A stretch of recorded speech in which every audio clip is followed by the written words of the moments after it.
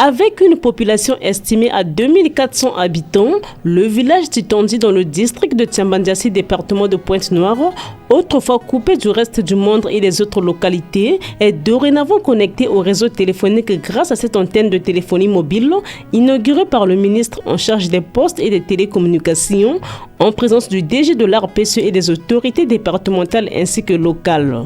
Cette cérémonie d'inauguration s'est déroulée selon le rituel consacré.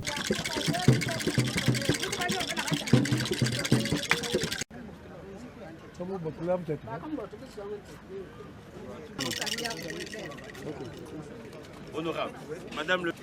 voilà. Symboliquement, allez. Voilà. Le site du FASU de Titanzi, Fonds pour l'accès et le service universel des communications électroniques.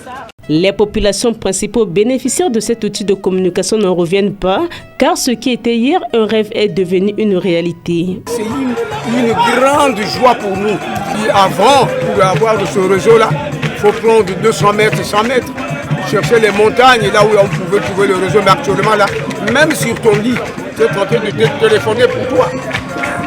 C'est une victoire pour nous. Ça constitue le développement d'un village. C'est ça. Donc nous sommes très contents, je le réitère encore.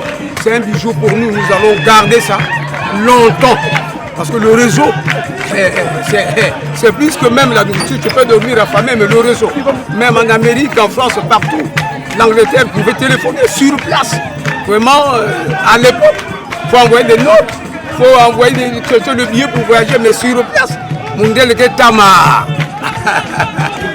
beaucoup satisfait. Parce que ça nous manque. Cette dotation du Fonds pour l'accès et le service universel des communications électroniques, en acronyme FASUS, mérite d'être préservée précieusement. Une seule invite, une seule interpellation. Prenez grand soin de cette infrastructure afin de briser le cycle construction, destruction, reconstruction. Oui, population de Titanzi, prenez grand soin de cette infrastructure qui, au-delà de l'aspect connectivité aux communications électroniques, offrira aux jeunes des opportunités d'autonomisation. L'un des temps forts de cette cérémonie a été la remise des téléphones portables au président des comités de village et d'autres personnalités. Dans la foulée, la délégation s'est rendue à l'école conventionnée évangélique Maluango dans le 2e arrondissement de Pointe-Noire-Mvoumvou, où le ministre en charge de l'économie numérique a inauguré la salle multimédia de cet établissement.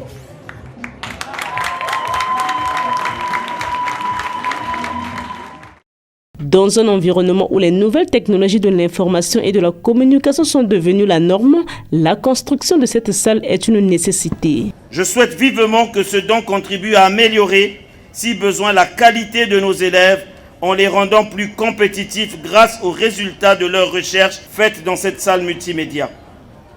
Car l'accès au TIC et l'utilisation de ces technologies permettent l'acquisition et la diffusion du savoir. Promouvoir donc l'utilisation des technologies de communication électronique, c'est bâtir un socle numérique du Congo d'aujourd'hui et de demain. Chers élèves, je vous exhorte de vous approprier efficacement cet outil. C'est seulement à ce prix que vous pourrez vous hisser au même niveau de connaissance que tous les jeunes de la République et les jeunes dans le monde entier.